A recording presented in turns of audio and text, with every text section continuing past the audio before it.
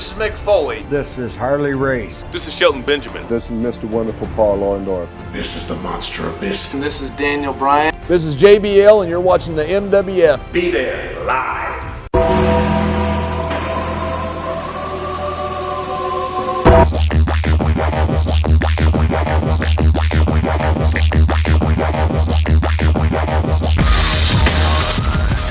Wrestling fans from around the corner and around the world, welcome to another installment of Wrestling Insiders. I'm Dan Marotti here at MWF Studios, just north of Boston, in downtown Melrose, Massachusetts, 02176, the zip code of champions. Stay tuned after the news for some awesome money-saving deals where you can support indie wrestling.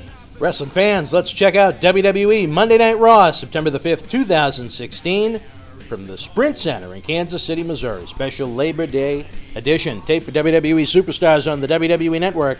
It was Neville with the win over Curtis Axel, and Titus O'Neil beat Jack Swagger. Show opened with Mick Foley and Stephanie McMahon having a confrontation backstage.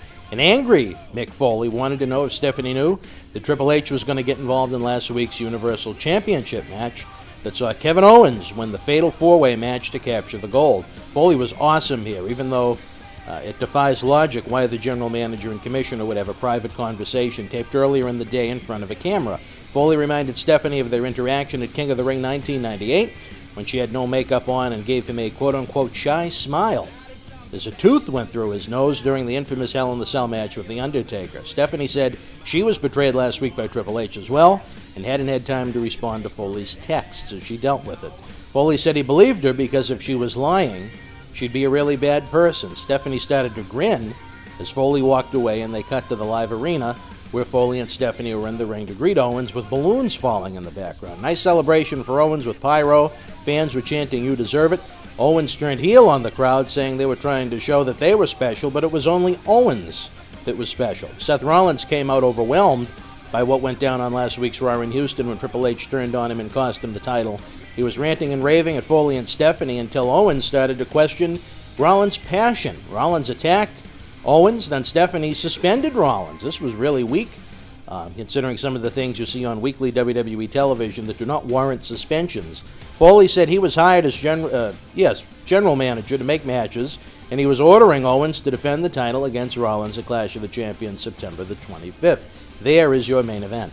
In a non-title match, Bayley defeated Charlotte when Dana Brooks' interference backfired. Crowd seemed dead for this one after Bayley's entrance, which isn't good as Bayley is a new face to the roster. It seems to be setting up Bayley for a title match, perhaps at Clash of Champions. Bo Dallas defeated local competitor Kyle Roberts in singles action. He had a sign that said, "Bo leavin' Bo," but was a more serious, aggressive Dallas that suits him, as I believe there's still a lot of potential in Dallas, even with WWE doing little with him over the past 2 years. Interesting that WWE begins Bo's renewed push 2 weeks after getting arrested in Dallas when he was thrown off of an airplane drunk. Seth Rollins defeated Kevin Owens' running buddy Chris Jericho in a really solid match. Rollins used the pedigree to send a message to Triple H. Sheamus with the win over Cesaro to go up 3 matches to none in their best-of-7 series. Crowd seemed flat for this one. The series has done nothing for either guy, in my opinion, so far. Let's see where what I imagine will be the next 4 matches take us. I can't see this one not going 7 matches. Shining Stars scored an upset win over Enzo Amore and Big Cass. Old school heels pulling the tights for the win. Beyond the nonsense about pushing Puerto Rico tourism, the Colon Cousins are an outstanding team. Happy to see them get a bit of the spotlight this week, and both teams appear to have a new vendetta going forward. In the Nia Jax squash match of the week, the former plus-size model beat Ann Esposito, a supposed friend of Alicia Fox. I rolled my eyes here as, even though I'm 110% behind using enhancement talent to get over established stars, their movesets, their finishes, and so on, it shouldn't be the same 2 people each week, and that's primarily what we've been seeing between Jax and Braun Strowman. Later in the show, Nia had a confrontation with Alicia in the back that got a little physical. It looks like this is going to be Nia's first featured program on Raw. Luke Gallows and Carl Anderson were up next in the ring. As I predicted in our reports a couple weeks ago, the first week of ring post-itis was funny enough, but WWE would probably overdo it, and that prediction has come to fruition. They called out Old Day for one of the weakest segments on Raw in a long time. The crowd really didn't hate it. They just sat there silent and bored. New Day eventually came out. There's going to be a tag team title match between the two at Clash of the Champions. New Day went to attack Gallows and Anderson, but they hit the road. Then Old Day turned heel on New Day, so Big E and company left them laying. This was bad all around. Channel changer. Darren Young defeated Jinder Mahal in singles action. Titus O'Neil was on commentary for this one. Young won the matchup with the gut check. O'Neil left the broadcast booth and appeared to be going after Bob Backlund again when Young jumped him from behind, and another brawl between the two. It looks like this feud is going to continue, unfortunately. I don't think it's done much for either man. Braun Strowman defeated Sin Cara via countout, his first opponent since the draft of any significance. Sin Cara was offended that Strowman unmasked the jobber that he squashed last week. Strowman left Sin Cara laying on the floor after his win. Sasha Banks was out next, with the announcers teasing she was seriously injured. The promo was lousy. She was talking about Fabulous Moolah and Mae Young starting the book of women's wrestling and the others that followed that built the chapter they've gotten to now, where the women are superstars. It was a little backwards to me, as it always was women's wrestling until the Attitude Era turned it into complete and utter nonsense, but that's a different story for a different time. Dana Brooke came out to ruin the party, but Sasha tapped her out really quick and announced that she'll be ready to face Charlotte for the WWE Women's Championship at Clash of Champions. I think the fans are going to love that. Interesting development is the booking on this episode of Raw would make you think Bayley is going to get the title shot on the pay-per-view, where she scored the win in a non-title match earlier in the show. I really hope we're not going to have a three-way, as three-way matches are really, really, really overdone to the point that fans don't care. If you go back to the 90s when these type of matches began, three-way, four-way matches were a great gimmick to build up interest. Now they're just thrown out there for no rhyme, no reason, no nothing. In the main event, the WWE Universal Champion Kevin Owens defeated Sami Zayn in another solid match on Raw. Nothing compared to the match they had at Battleground in July, but was very good from two unlikely WWE main eventers. Zayn's ankle was injured, making him easy prey for an Owens super kick and powerbomb. Roman Reigns came out after the match. Can't have a Raw without Roman Reigns, I guess, unless he's injured. Owens backed out of the ring, then Chris Jericho ran out. Foley was out next. Reigns spoke. Nothing. He said nothing. He was silent. Foley said he guessed that Reigns wanted a title match, as he was screwed by Triple H the previous week as well. Foley made a non-title match between Owens and Reigns next week on Raw from Baltimore, and if Reigns wins, the main event of Clash of the Champions will be a triple threat match. What did I just say about triple threat matches? This defied logic as well. Rollins got his title match against Owens because of Triple H's interference, costing him the match on Raw last week. The same exact thing happened to Reigns in the exact same match. Why isn't he granted a singles match title shot? Or why wasn't the match made a triple threat all around? Defies logic. But anyway, Jericho got in the ring and was speared by Reigns to end the show. This week's Raw I thought was brutal to sit through. It was one of those episodes that I couldn't wait for it to end. As I always like to note on a bad week, all 52 episodes each year are not going to be great. It takes a lot of work to produce 3 hours of fresh material each and every week for Monday Night Raw, especially now where the roster is so paper thin. We only have to wait until 2 weeks until the Cruiserweight division debuts exclusively on the Raw brand, but if it was anything like the version that was showcased during the Attitude Era, how long is it going to be before the Cruiserweights are used for enhancement talent to, I guess, what we would call the heavyweight division that's on Raw at present day? Hopefully WWE will be as smart with the Cruiserweights as they've been with the women up until the draft and produce a stronger, more effective content for them each week. I'm looking forward to the Cruiserweight division, as I think it can really be a plus. It's great that it's only on one brand, which I think WWE would be very smart if they did that with the women. One brand. Right now it's being really exposed, as there aren't enough ladies for each roster to keep it interesting. Again, that's one man's opinion, but I don't think I'm wrong.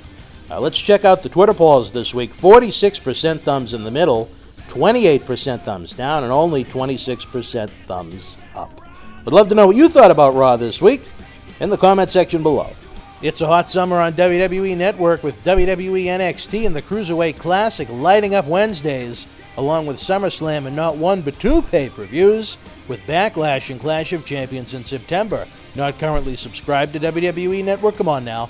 Use our link below and get 1 month absolutely free. Get the pay-per-views live, the awesome weekly shows, and over 6,000 hours of on-demand content for free. See Lesnar and Orton at SummerSlam, Holy Foley, brand-exclusive pay-per-views, and so much more. At its regular price of only $9.99 per month, it's the best value in sports and entertainment. You want to talk about a great summer sale? Head on over to the MWF store on the BostonWrestling.com super site. We've got brand new WWE t-shirts, autographs, action figures, posters, and more. And this summer I have a special where if you spend $25 or more, you get a WWE t-shirt absolutely free. Not only is it a great deal, but every dollar spent helps our endeavors to bring you action-packed live events and video content. Enjoy 1,200 free videos on our YouTube channel. As we count down to our 15th anniversary, we're releasing a new video each day at 12 o'clock, flashing back to highlights and even a few lowlights on the adventure that is the Millennium Wrestling Federation. Subscribe to our channel using the link below or use youtube.com/BostonWrestlingCom. We also have regular news videos, TV episode recaps, results, interviews, and so much more. Help us bring you even more great video content by donating an amount of any size to paypal.me/Boston Wrestling. Again, every dollar donated helps us bring you more great live events and video content. That wasn't enough. We have a new video on demand section on YouTube where you can either rent or own some of our classic state-of-the-art studio shoot interviews. In honor of the 10-year anniversary since the original No Holds Barred Iron Sheik studio shoot interview went viral and on the Howard Stern Show, we've remastered it and made it available for fans around the world to enjoy for as little as $5.99. We also have an awesome WrestleMania 1 roundtable studio shoot with the Sheik, Mr. Wonderful Paul Orndorff, and Cowboy Bob Orton, where all three WWE Hall of Famers look back at the WWF boom of the 1980s. John Cena Sr. joins me as co-host for in-depth studio shoots with both Paul Bearer and the first and only shoot ever done with the Boogeyman. Bull Dempsey joins us and pulls back the curtain on WWE NXT. Again, not only can you rent or own these awesome interviews, but every dollar goes right back into our efforts to bring you live event and video content. Another easy way to help our efforts is to use the links below or on the front page of the BostonWrestling.com super site to do your shopping on WWEshop.com, Amazon.com, or Walmart.com. If you make a purchase on any of those websites, wrestling-related stuff or not, we get a tiny kickback, and best of all, your cost doesn't increase 1 cent. Hey, Christmas is going to be here before you know it. Please keep us in mind, as again, every purchase made helps support indie wrestling. Last but not least, have a free ride on me with our friends at Uber. That's right, if you've never used Uber before, get a free ride up to $20 on the house to try out their great service. Forget about overpriced taxi cabs. Uber service is great. The cars are clean. The drivers are some interesting folks. Use the link below and see for yourself. I tried Uber for the first time last October in New York City for the WWE Madison Square Garden event, and I've used it regularly ever since. You won't regret it. Running out of time here, folks, as we approach our 15th anniversary. Don't miss a day on the BostonWrestling.com super site, as you never know what's going on in our world. Like us on Facebook.com/MWF Action. Follow us on Twitter at MWF2001. And again, subscribe for free to our YouTube channel at youtube.com/BostonWrestlingCom. Until we speak again, folks, you and yours, be well.